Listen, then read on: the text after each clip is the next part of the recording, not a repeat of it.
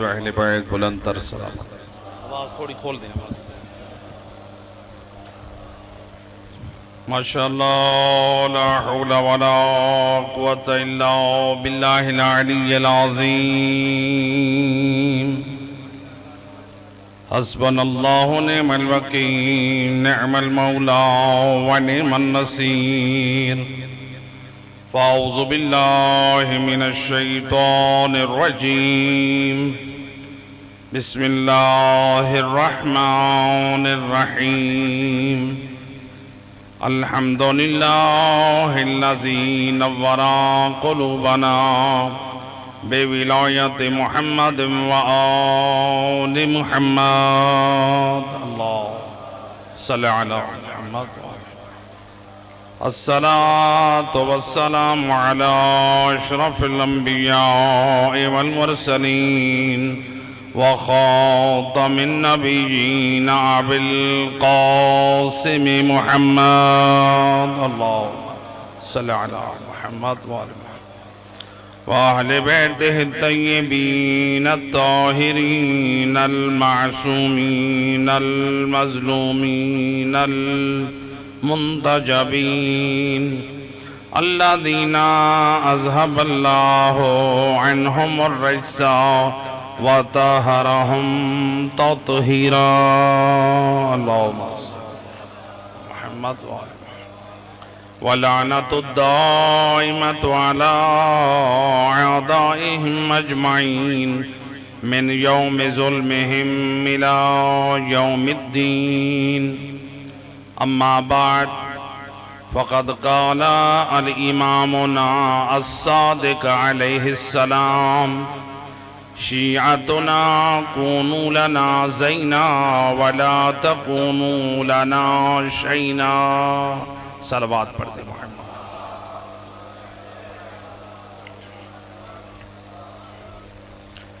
سامعین محترم، جلسہ امام جعفر صادق علیہ السلام اور ایام شہادت بھی امام جعفر صادق علیہ السلام، ان مناسبتوں پہ حق بنتا ہے امام کے اس گھر میں امام کی شہادت کی مناسبت پر امام کی زبانی فقہ جعفری والوں کے نام پیغام ہو جائے اور امام کے مصائب ہو جائے۔ صلوات پڑھ دے محمد وحید۔ اللہم صلی علی محمد۔ میرے چھٹے امام امام جعفر صادق علیہ السلام اللہم صلی علی محمد وآلہ محمد اپنی پاک زبان عصمت سے فرماتے ہیں شیعتنا کونوا لنا زینا ولا تکونوا لنا شینا۔ اے ہمارے شیعو، اے ہمارے حبدارو، اے ہمارے موالیو، ہم آل محمد کے لیے باعث زینت بنو۔ ایسا کردار نہ اپناؤ ہمارے لیے باعث تم شینا، ہمارے لیے بدنامی کا سبب نہ بنو۔ امام نے دو باتیں کی، ایک ہے ہمارے لیے زینت بنو اور ایک ہے ہمارے لیے باعث بدنامی نہ بنو۔ اب اسی معنی کو سمجھنا ہے، باعث زینت مومن کون ہے اور باعث بدنامی مذہب آل محمد کون ہے۔ ہم میں سے ہر ایک آج امام کے گھر میں، یہ آپ امام کے مہمان آئے بیٹھے، یہ مدرسہ ہے نا، یہ مولانا صاحب کا گھر نہیں، یہ ہے امام جعفر صادق کا گھر۔ آج ہم سارے امام کے مہمان بن کر آئے بیٹھے۔ خدا کا ائمہ خدا کی منسوب جو مدارس ہیں ان میں جایا کرو، ان کے جلسوں میں، ان کی مجالس میں۔ کیوں؟ اس لیے کہ آپ امام کے گھر مہمان بن کے جا رہے ہیں اور وہاں پر جو دسترخوان پہ کھائیں گے وہ مدرسے کا مال نہیں ہے، وہ امام کا مال امام ہے۔ امام کے دسترخوان پہ آپ مہمان بن کر کھائیں گے۔ اور علماء آپ کے خادم بن کے آپ کی خدمت کریں گے۔ صلوات پڑھے محمد وحلِ اللہم صلی علی محمد وآلہ۔ اے ہمارے چاہنے والوں، ہمارے لیے باعث زینت بنو، ہمارے لیے باعث ننگ و عار نہ بنو، یعنی بدنامی کا سبب نہ بنو، زینت بنو۔ اب زینت کس کو کہتے ہیں؟ ماشاءاللہ آپ سب نے سوچا کہ ہم جلسے امام جعفر صادق میں جائیں گے، تو آپ سب نے کہا ہمارے اچھے اور صاف کپڑے استری کر دیں، ہے نا؟ صاف کپڑوں کا کہا یا نہیں کہا؟ پھر صاف ستھرے سوٹ پہن کے جائیں گے۔ اور آپ لوگوں نے پھر یہ بھی سوچا جلسے کے مدرسے کے جلسے میں جائیں گے، مومنین ہوں گے، علماء ہوں گے، صرف کپڑے صاف نہ ہوں، اپنا حلیہ بھی صاف کریں، اپنی خط بھی بنا لیں، اپنے چہرے کو بھی سنوار لیں، اپنا جوتا بھی صاف لے جائیں، گویا ہر وہ چیز اپنے بدن اور لباس میں آراستہ کریں جو ہماری شکل کو بھی زینت دے، جو ہمارے لباس کو بھی زینت دے، جو ہماری شخصیت کو بھی زینت دے۔ امام صادق فرماتے ہیں او ہمارا حبدار، او اپنی شکل کو زینت دینے والا، او اپنے لباس کو زینت دینے والا، او اپنی زندگی کو زینت دینے والا، یہ تو مادی امور میں زینت ہے۔ میں تجھے بتاؤں تو ایسے کردار کا مالک بن، تو ایسے عقائد کا مالک بن، تیرا عقیدہ یا قرآن کے مطابق ہو یا پھر ہم 14 کے فرمان کے مطابق ہو، یہ تیرا وہ عقیدہ ہے جو تیرے لیے باعث زینت نہیں، یہ ہمارے لیے باعث زینت ہے۔ اللہم صلی علی محمد۔ امام نے کیوں کہا ہمارے لیے باعث زینت بنو؟ امام یہ سمجھانا چاہ رہے ہیں او با عقیدہ بن جاؤ، صحیح العقیدہ بن جاؤ، صحیح کردار کے مالک بن جاؤ، اچھے اخلاق کے مالک بن جاؤ، پاک کردار کے مالک بن جاؤ۔ جب تمہارا عقیدہ صحیح ہوگا، جب تمہارا عمل صحیح ہوگا، دنیا والے تمہیں دیکھیں گے اور اپنے آپ سے باتیں کریں گے، دیکھو جعفر صادق کا شیعہ ہے بڑا نمازی، جعفر صادق کا شیعہ ہے امام کی طرح سچا ہے، جعفر صادق کا شیعہ ہے ائمہ ہدی کی طرح دیانتدار ہے، جعفر صادق کا شیعہ ہے عقیدہ توحید مضبوط ہے، جعفر صادق کا شیعہ ہے قرآن پر عمل کرتا ہے، جعفر صادق کا شیعہ ہے اس کے ہر عمل کو دیکھو جس کی بنیاد یا قرآن پہ نظر آتی ہے یا نبی کی سنت پر نظر آتی ہے یا نبی کی آل کی سنت پر نظر آتی ہے۔ دنیا والے کہیں ہے تو جعفری، کردار بڑا پاک ہے۔ یا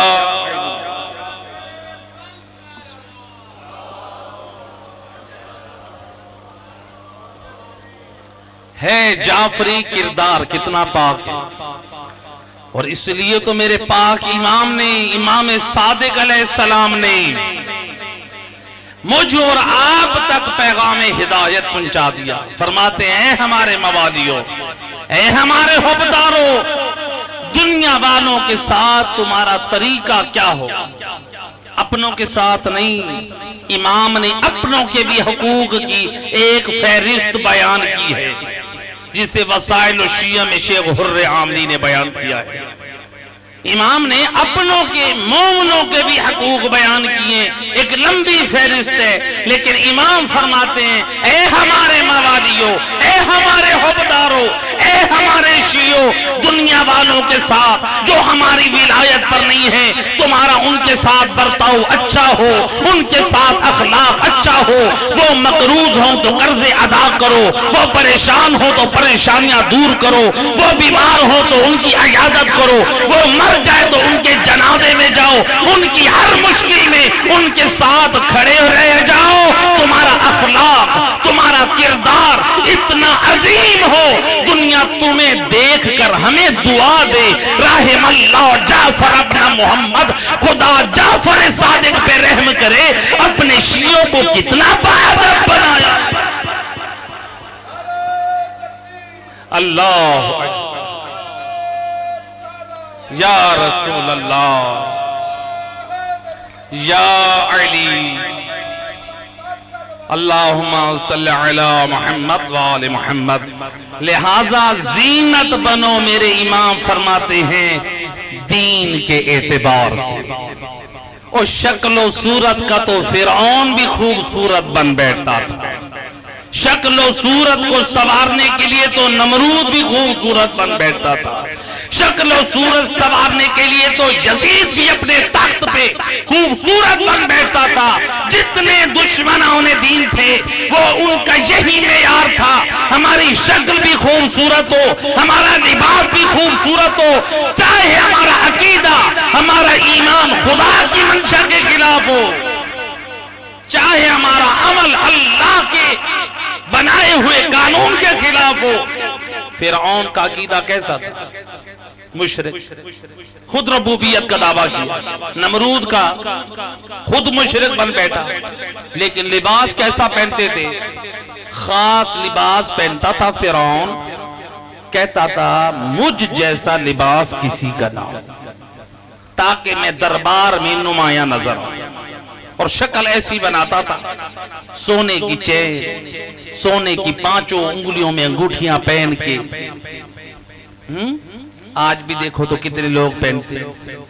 آل محمد نے جو درس دیے وہ چاندی کی انگوٹھی مومن کے لیے علامت قرار دی، اور مرد کے لیے سونا پہننا حرام ہے۔ اسلام کو ہم نہ مانے، اور جو غیر مسلم ہیں، جو کافر ہیں، سائنسدان ہیں، وہ اپنی ریسرچ پیش کر رہے ہیں، اگر مرد سونا پہنے اس کی قوت مردانگی میں کمی آتی ہے۔ تو اپنے اماموں کی نہیں مانتا، ان کافروں کی بڑی مانتا ہے۔ آج ڈاکٹر روک دینا کسی بات سے، سائنسدان روک دینا کسی بات سے، انسان گھبرا جاتا ہے۔ سائنسدانوں کی بات جس تک پہنچے گی نا، سائنسدانوں نے کہا ہے کہ مردانگی میں کمی آتی ہے، نسل ختم ہو سکتی ہے، انسان کہے گا ہائے میں نہیں پہنوں گا سونا۔ اس کا مطلب ہے امام کی تعظیم دل میں نہیں ہے، امام کا احترام نہیں ہے، کہ حجت خدا نے کہہ دیا میں اس کی بات مانوں۔ تو لہذا فرعون ہو، نمرود ہو، یزید ہو، شمر ہو، یہ سارے کیا تھے؟ اپنی شکلوں کو خوبصورت بناتے تھے اور اپنے لباس کی طرف توجہ دیتے تھے، نہ ان کے عقائد صحیح، نہ ان کا کردار صحیح۔ امام فرماتے ہیں تمہاری ان زینتوں کی کے ساتھ ہمیں زینت نہیں ملتی، یہ زینت ہماری پہچان نہیں ہے، ہمارے لیے جو زینت ہے تمہارا با ایمان ہونا، با کردار ہونا، یہ ہمارے لیے زینت ہے۔ با کردار، ائمہ خدا علیہ السلام کسی کی تعظیم کرتے تھے تو اس کے کردار کی وجہ سے، اس کی دولت کی وجہ سے نہیں، اس کے مال کی وجہ سے نہیں۔ اور روایات میں علماء محدثین نے روایت نقل کی ہے، ایک دوست تھا امام جعفر صادق علیہ السلام، اللہم صلی علی محمد، تھا پہاڑی علاقوں کا، اپنے علاقے میں سردار تھا بھی مالدار، کیا کرتا تھا؟ ہر سال حج پہ جاتا ہے، امام کی خدمت میں خمس و زکوٰۃ کو بھی ادا کرتا ہے، اپنے زمانے میں مالدار ہو کے روزے دار بھی ہے، مالدار ہو کے نمازی بھی ہے، مالدار ہو کے دین اور شریعت سے محبت بھی رکھتا ہے۔ ہر سال حج کے لیے جاتا تھا، پہلے آتا ہے مدینے، رسول کی زیارت کروں گا، آل رسول کی زیارت کروں گا، پھر وہیں سے میں حج بیت اللہ، پھر وہاں سے دوبارہ مدینے آئے گا، نبی اور آل نبی کی زیارت کر کے پھر یہ گھر اپنے واپس جاتا ہے۔ اور کچھ دن کہاں ٹھہرتا ہے؟ مہمان خانہ امام جعفر صادق علیہ السلام۔ اللہم صلی علی، ائمہ خدا کے گھروں میں مہمان خانہ ہوتا تھا، اور خوش نصیب ہیں جو آج اپنے گھروں میں مہمان خانے بناتے ہیں۔ مہمان جب آتا ہے تو یہ اللہ کی رحمت، گھبرایا نہ کریں۔ ایک شخص ہے امام جعفر صادق علیہ السلام کی خدمت میں، اللہم صلی علی محمد وآل محمد، امام نے دیکھا بڑا خوش ہے، فرماتے ہیں اے فلاں اتنا خوش نظر آ رہا ہے، کہتے ہیں فرزند رسول اللہ کا کرم یہ ہوا آج 10 مومن میرے گھر میں آئے، ان کو کھانا کھلا کے آ رہا ہوں، ان 10 مومنوں کو کھانا کھلانے کی خوشی ہے۔ مومن کو کھانا کھلانے کی خوشی ہونی چاہیے، اس لیے امام معصوم فرماتے ہیں اگر کوئی ہماری دعوت کرنا چاہتا ہے ہم تک رسائی نہ ہو، وہ اپنے علاقوں میں نیک اور صالح ہمارے حبداروں کی دعوت کرے، خدا کے نزدیک ایسے ہے جیسے ہم اول محمد کی دعوت۔ جو ہماری زیارت کی تڑپ پر شوق رکھتا ہے ہم تک نہیں آ سکتا، اپنے علاقوں میں نیک صالح نمازی دیندار علماء کی جا کے زیارت کرے، اللہ کے نزدیک ایسے ہے جیسے ہم اول محمد کی زیارت۔ کہتے ہیں مولا میں بڑا خوش ہوں، 10 مومنوں کو کھانا کھلا دیا۔ امام فرماتے ہیں کھانا کھلایا کر، کھانا کھلایا کر۔ کہتے ہیں مولا میں ہر روز 1-2 کو کھلاتا ہوں، آج 10 کو کھلایا۔ جب اس نے کہا نا 10 کو کھلایا ہے، امام فرماتے ہیں پھر اس بات پہ خوش نہ ہو کہ تو نے 10 کو کھانا کھلا کے تو نے احسان کیا، بلکہ ان 10 نے تیرے پاس کھانا کھا کے تجھ پر احسان کیا۔ اللہ کیا کیا ہے؟ انہوں نے تجھ پر احسان کیا، تو نے ان پر احسان نہیں کیا۔ آپ لوگ تو یہی کہتے ہیں ہم نے اس کو روٹی کھلائی، ہم نے اس کو چائے پلائی، یہ تو نمک مردار نکلا۔ اور امام فرماتے ہیں اور کسی کو کھانا کھلا کے کسی کو شرمندہ نہ کر، اپنی نیکیوں کو برباد نہ کر، اور جسے کھانا کھلایا اس نے تجھ پر احسان کیا، تو نے اس پر احسان نہیں کیا۔ مولا وہ کیسے؟ وہ کھانا میں نے کھلایا، کمایا میں نے، محنت میری، اپنے بچوں کو بھوکا رکھ کے میں کھلا رہا ہوں، مولا اس نے میرے اوپر کیسے احسان کیا؟ فرماتے ہیں سن، جب وہ 10 آئے نا انہوں نے کھانا کھایا، اللہ نے اس عمل کے صدقے میں تیرے گناہ معاف کر، اور جب وہ کھانا کھا کے تیرے گھر سے جانے لگے اس وقت اللہ نے تیرے آباء و اجداد کے گناہوں کو معاف کر دیا۔ فرماتے ہیں اب بتا، کھانا کھلانے سے تیرے بھی اللہ نے گناہ بخشے، تیرے بزرگوں کے بھی گناہ بخشے، بتا کھانا کھلانا افضل ہے یا گناہ بخشوایا جانا افضل ہے؟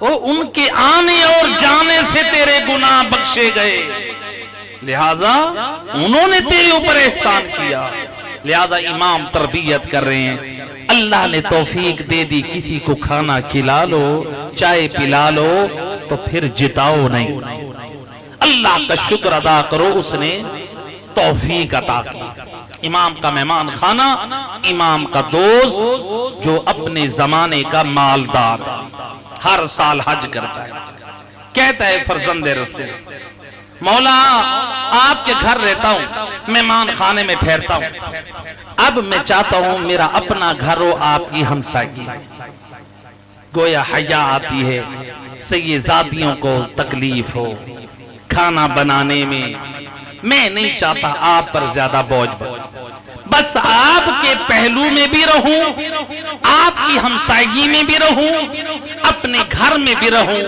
آپ سے استفادہ کرتا رہوں۔ کہتا ہے مولا یہ 10,000 درہم یہ مدینے میں آپ سے بڑا امین نہیں ہے، مولا آپ میری طرف سے یہ ایک گھر مدینے میں خرید لیں، میں اللہ کے گھر کی زیارت کے لیے جا رہا ہوں۔ امام کو پیسے دیے، یہ مرد مومن مکہ روانہ ہوا، مکہ سفر حج سے فارغ ہو کر مدینہ واپس آیا۔ امام اس سال حج پہ نہیں گئے، حکومت کی طرف سے حالات کچھ ایسے تھے. امام مدینے میں واپس آیا, فرزند رسول میرا مکان کہاں ہے تاکہ آپ کی زحمت تمام ہو اور میں اپنے اس غریب خانے میں رہوں. 10,000 درہم یعنی جو آج کے 10 لاکھ سے بھی زیادہ رقم, ایک عالی شان مکان اس زمانے میں خریدا جا سکتا تھا. امام نے اپنی کنیز یا غلام سے کہا جاؤ اندر سے مکان کی رجسٹری لے آؤ. مکان کی رجسٹری لے کر آئے. امام نے اپنی اس حبدار اور شیعہ کو عطا کیا. رجسٹری میں کیا لکھا ہے؟ امام فرماتے ہیں ذرا پڑھ. رجسٹری میں لکھا ہوا ہے بسم اللہ الرحمن الرحیم, اللہ کے نام سے آغاز ہوا. قد اشترا لفلان ابن فلان البیت فی الفردوس, جعفر ابن محمد نے فلاں مومن کے لیے جنت فردوس میں ایک مکان خریدا ہے.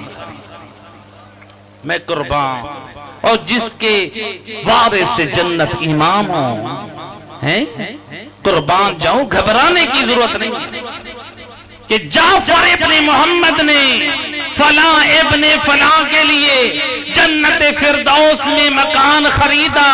وَرُكْنُهُ الْأَوَّلِ, جس کے گھر کا پہلا کونا ملتا ہے لرسول اللہ سید الانبیاء کے محل کے ساتھ.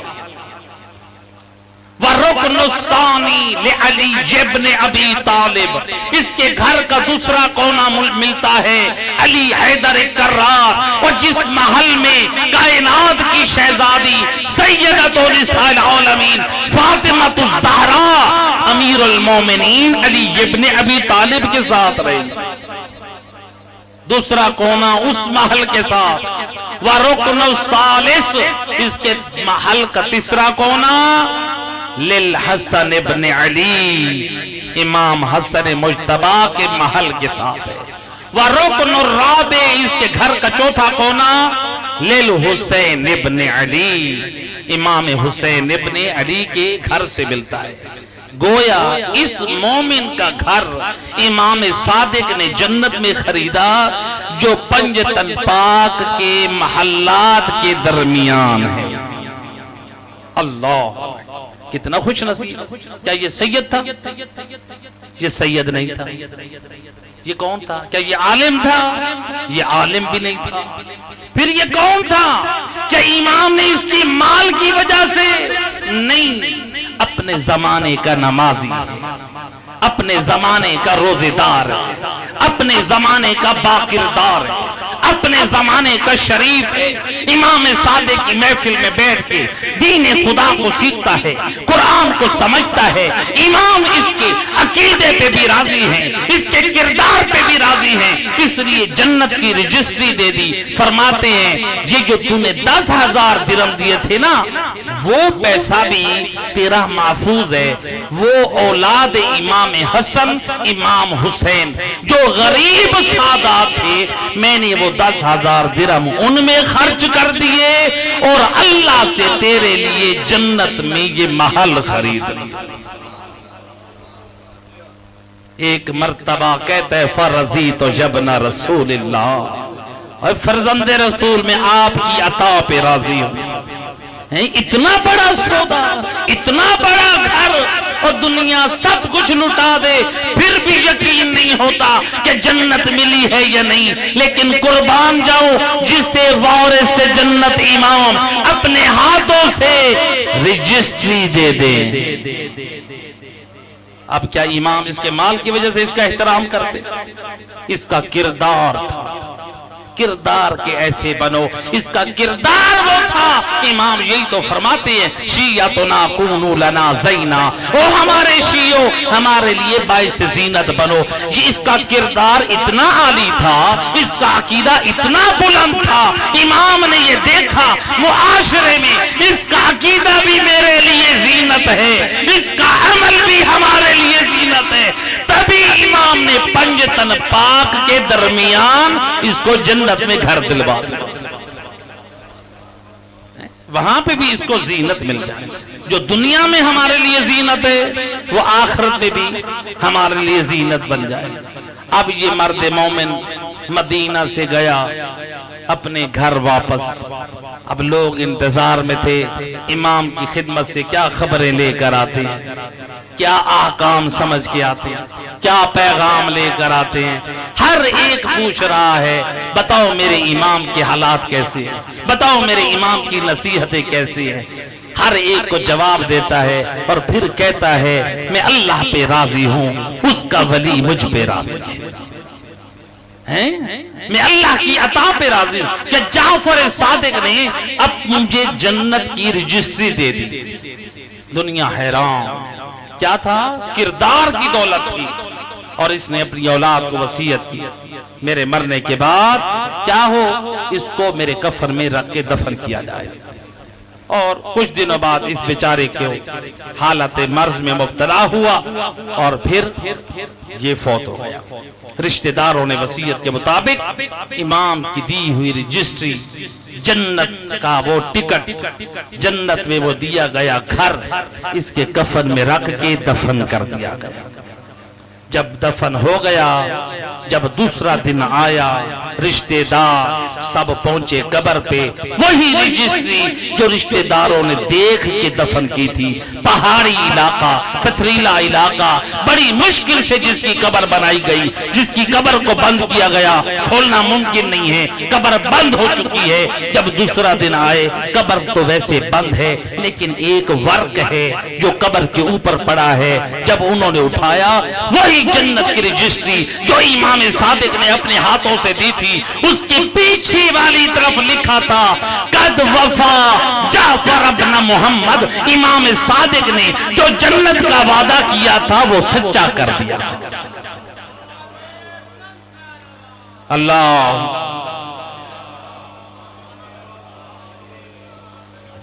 بار دیگر بآواز بلند سے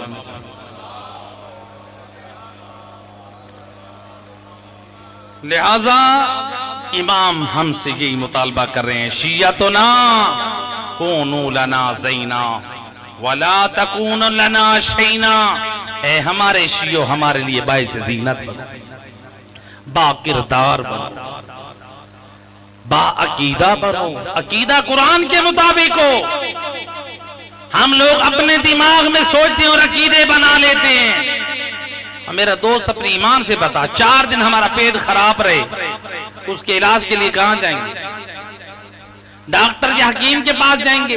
اپنے ایمان سے بتاؤ, اپنے علاقے کے کسی کباڑیا کے پاس جاؤ گے؟ کسی ایرا غیرہ کے پاس جائیں گے؟ سارے یہی کہتے ہیں ہمیں ڈاکٹر اور حکیم کے پاس اپنے بدن کا علاج کرانا چاہیے. اور میرا دوست, میری اور تیری عقل یہ کہتی ہے ہم اپنے بدن کے علاج کے لیے صاحبان علم کی طرف جائیں. بتا, جب مجھے اور تجھے احکام شریعت کے لیے ضرورت پڑے, ہمیں عقیدہ توحید کی ضرورت پڑے, تو پھر اپنی مرضی سے کیوں بنائیں؟ پھر جاہلین کے کہنے پہ اپنے عقید کی بنیاد کیوں رکھیں؟ عقیدہ وہ رکھ جسے 14 بتائے یا قرآن بتائے,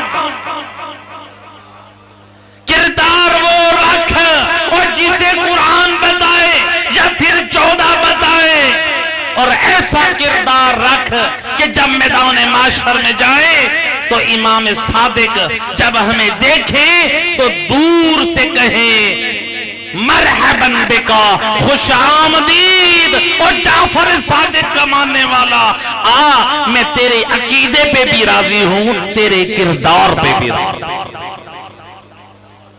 ڈاکٹر کے کہنے پہ کتنی چیزوں پہ رک جاتے ہیں, رکتے ہیں نا, حکیموں کے رک جاتے ہیں. آج کل سوشل میڈیا کا زمانہ ہے, فیس بک کے اوپر کسی نے کہا کہ یہ چیز نقصان دیتی ہے, لوگ ڈر کے اس سے بھی رک جاتے ہیں. جان سے پیار ہے نا, فیس بک پہ سنا کوئی کلپ فلاں چیز نقصان دیتی ہے, اس سے بھی رک جاتے ہیں. پتا چلا فلاں سائنسدان نے کہا اس میں نقصان, اس سے بھی رک جاتے ہیں. رکتے ہیں کہ نہیں رکتے؟ کتنے لوگ رک گئے ہیں جی. انگریز بیٹھ کے ایک نئی ریسرچ وہ اپنی پیش کر رہے ہیں, جو پیپسی اور کوک کی بوتل ہے وہ کہتے ہیں یہ خاموش زہر ہے. کیا ہے یہ؟ خاموش زہر ہے، جس سے آپ کو پہلے شوگر کی بیماری لگے گی، پھر آپ کو بلڈ پریشر کی، آپ کو گھٹنوں کا مرض، اور ریسرچ کرنے والوں نے کہا یہ 30 سالوں میں یہ جو گھٹنے اور یہ شوگر اور بلڈ پریشر یا دل کی بیماری میں جو اضافہ ہوا ہے اس کا ریزن یہی بوتلیں ہیں۔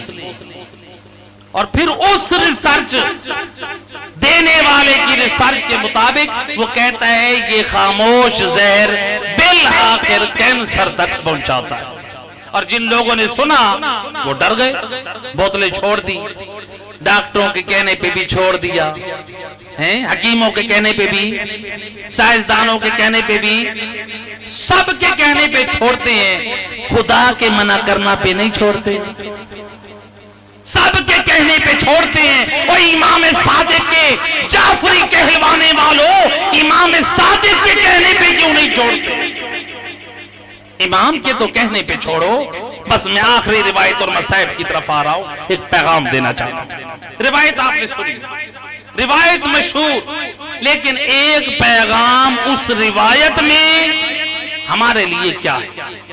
روایت ہے مدینے میں امام جعفر صادق علیہ السلام، اللہم صلی علی محمد، امام اپنے دولت خانہ میں موجود ہے، امام کی خدمت میں کچھ اصحاب بھی موجود ہیں۔ اتنے میں ایک خراسان سے ایک مومن خراسانی امام کی خدمت میں آیا، سلام کیا، سلام کے بعد بیٹھا، کہتا ہے فرزند رسول خراسان میں لوگ لاکھوں میں لوگ، مولا اتنی دنیا بھری پڑی ہے آپ کے مددگاروں کا، آپ خروج نہیں کرتے، آپ قیام نہیں کرتے، آپ علم بلند کریں، لوگ آپ کے منتظر ہیں۔ کیا ہیں؟ لوگ منتظر ہیں۔ امام نے جب یہ بات سن لی نا، امام علیہ السلام نے کہ گھر میں ایک تنور ہے، کنیز نے تنور کو جلایا۔ امام فرماتے ہیں اے خراسانی ذرا اس جلتے ہوئے تنور میں بیٹھ جائے۔ اب یہ پتہ کیا کہتے ہیں؟ مولا مجھے معاف رکھیں۔ کیا مطلب؟ یعنی جو میں نے ابھی بات کی تھی مجھے اس کی سزا نہ دیں، مجھے معاف رکھے۔ امام فرماتے جا تجھے معاف۔ حالانکہ امام کا مقصد سزا دینا نہیں تھا، جا بیٹھ جائے، بیٹھ گئے۔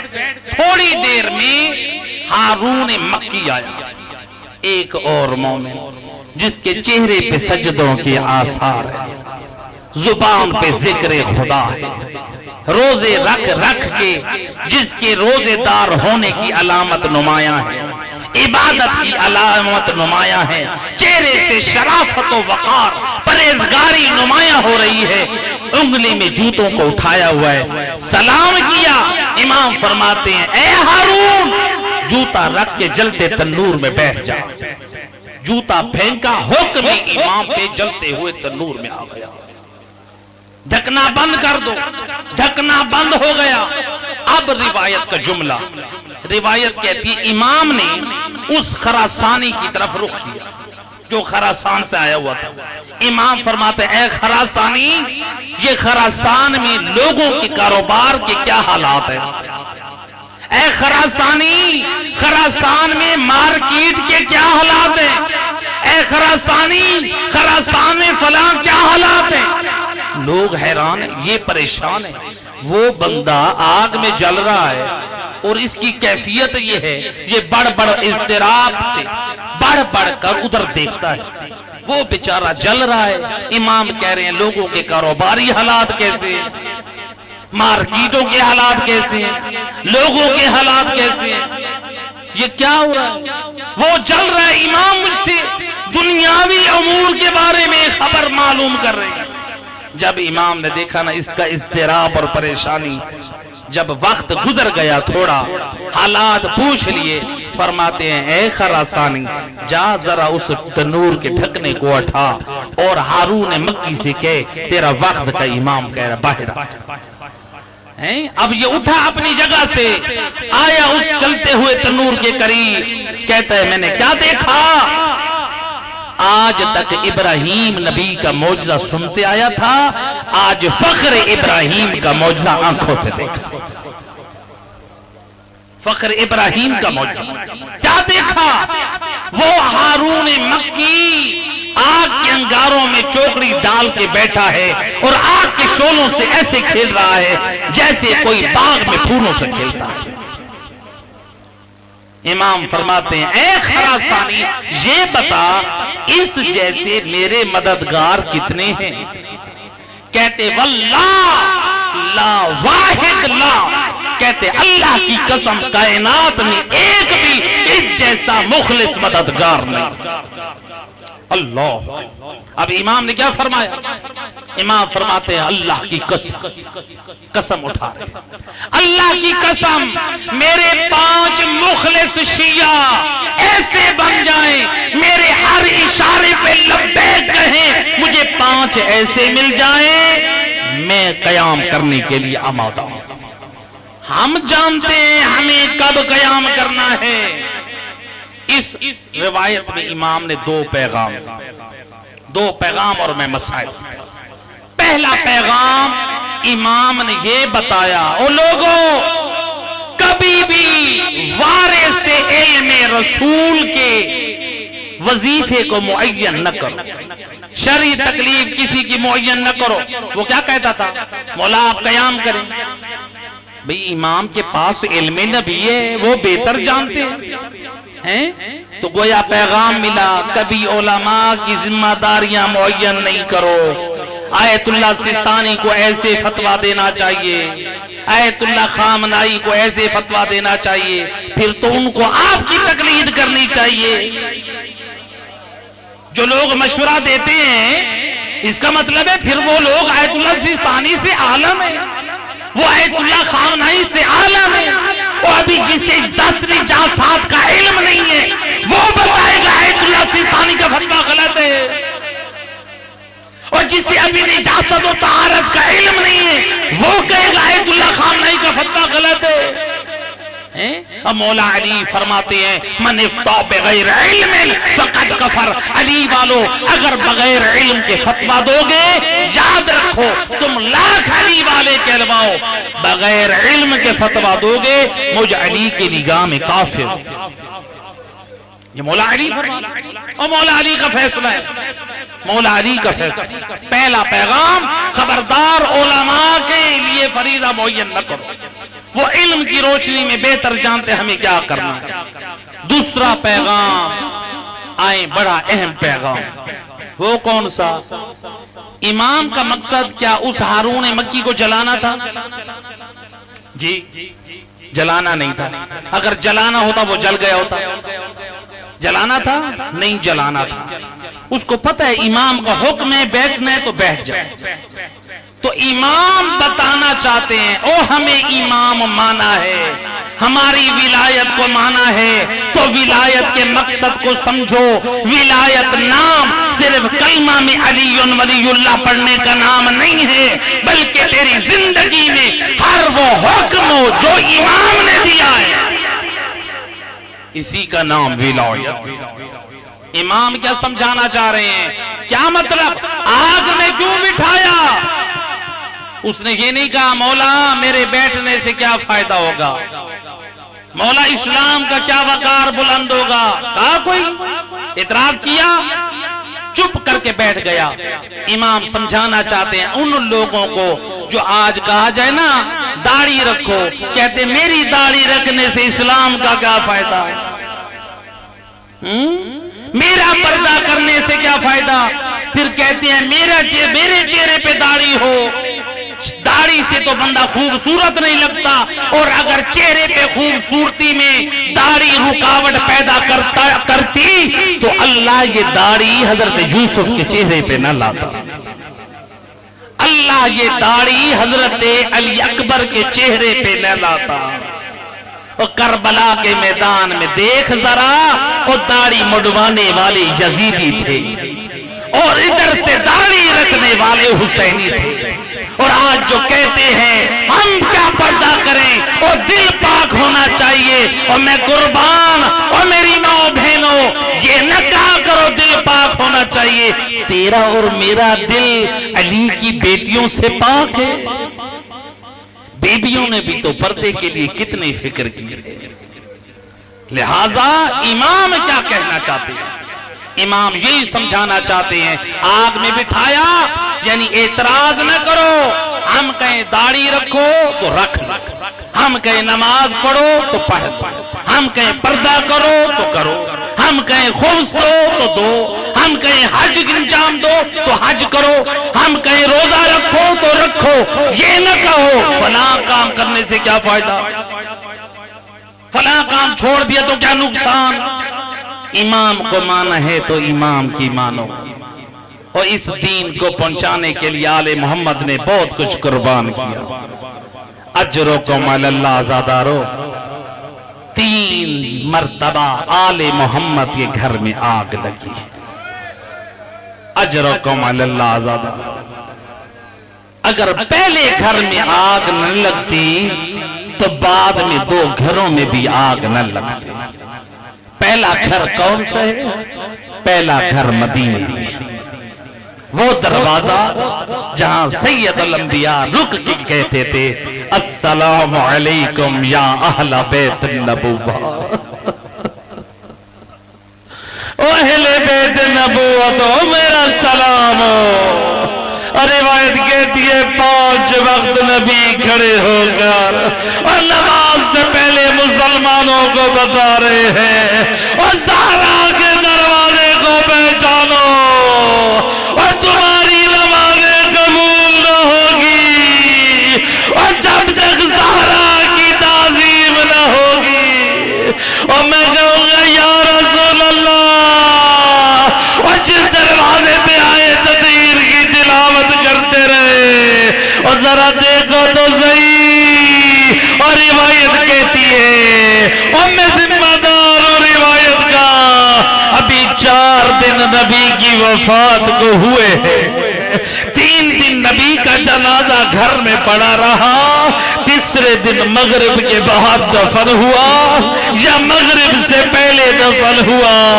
لیکن جب 4تھا دن آیا، سنو گے مسلمانوں، ابھی مجھ سے پہلے قبلہ صاحب اور تسبیح زہرا کی بڑی اہمیت بیان کر رہے تھے. اور نبی نے فرمایا اور نبی کی آل نے فرمایا ہر نماز کے بعد تسبیح زہرا پڑھا کرو. سنو گے عزادارو، اور مسلمانوں نے اور نبی کی وفات کے 4تھے روز اور کیسے تسبیح زہرا پڑھی. روایت کہتی ہے جب مسلمانوں نے پڑھی اور ظہر کی نماز اور مسجد نبوی سے پروگرام بنا اور نکلے کچھ لوگ بنت رسول کا دروازہ اور کسی کے ہاتھ میں آگے اور کسی کے ہاتھ میں لکڑیاں اور کسی نے رسی اٹھائی ہوئی ہے یا بنت رسول کا دروازہ. اے وہ دروازہ جہاں نبی کھڑے ہو کر سلام کرتے. سنو گے عزادارو، روایت کہتی ہے یا دروازے کو آگ لگی. روایت کا جملہ جلتا ہوا دروازہ بنت رسول پر گرا. اور شیخ عباس قمی کی روایت اور میں قربان اور نبی زادی زمین پر ہے اور دروازہ بطول پر ہے اور مسلمان جلتے ہوئے دروازے سے اور گھر میں داخل ہوئے. اجرکم علی اللہ. اور میں قربان دادارو، اور اگر زہرا کے گھر کی حرمت پامال نہ ہوتی اور کربلا میں خیمے نہ جلتے. اے حمید ابن مسلم کہتا ہے یا میں نے دیکھا اور جلتے ہوئے خیموں سے ایک مستور کبھی آتی ہے تو کبھی جاتی ہے. میں نے کہا او معظمہ بی بی اور کیا پریشانی ہے؟ ایک مرتبہ کہا وہ ہمارے ایک مریض ہے اور جلتے ہوئے خیمے میں اور بچانے والا کوئی نہیں ہے. اور میں قربان محافظہ امامت بی بی نے اور جلتے ہوئے خیمے میں داخل ہوئی. حمید ابن مسلم کہتا ہے جب علی کی بیٹی نکلی اور سر پہ ردا نہیں ہے اور سر کے بال کھلے اور پشت پہ زین العابدین کو اٹھایا ہوا ہے. اجرکم اللہ.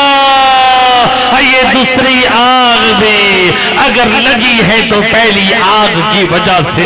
سنو گے عزادارو, تیسری آگ مدینے میں پھر لگی اور وہ جعفر صادق کے گھر میں لگی. اور روایت کا جملہ اور حکومت وقت نے حکم دیا اور جعفر صادق کے گھر کو آگ لگا دی جائے. روایت کہتی ہے اے میرے امام کی بیٹیوں نے سروں پہ ردائیں پہنی. وہ امام صادق آگ کے شعلوں سے نکل رہے تھے اور کہہ رہے تھے انا ابن ابراہیم, اور میں ابراہیم فخر ابراہیم ہوں.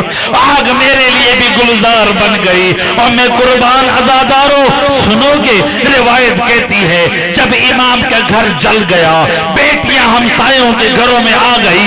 امام ایک محفل میں موجود ہے, امام کے چاہنے والے موجود ہیں. یا امام کی خدمت میں کچھ چاہنے والے بیٹھے ہیں. میرا چھٹا امام رو رہا ہے. کسی نے کہا آقا او وارث دین, آپ تو ہمیں سمجھاتے ہو جب کوئی مصیبت آئے مصیبت پہ روتے نہیں ہیں اور صبر سے کام لیتے ہیں. او وارث دین امام, او ہمیں سمجھانے والا, او آج صاحب بھی کریا کر رہے ہیں اور فرماتے ہو میں گھر کے چلنے پہ نہیں رو رہا اور میں قربان میں حسین اور مارا جد حسین کربلا میں او علی زادیہ اور بے مقنع چادر خیموں سے نکل رہی تھی اور خیمے جل رہے تھے.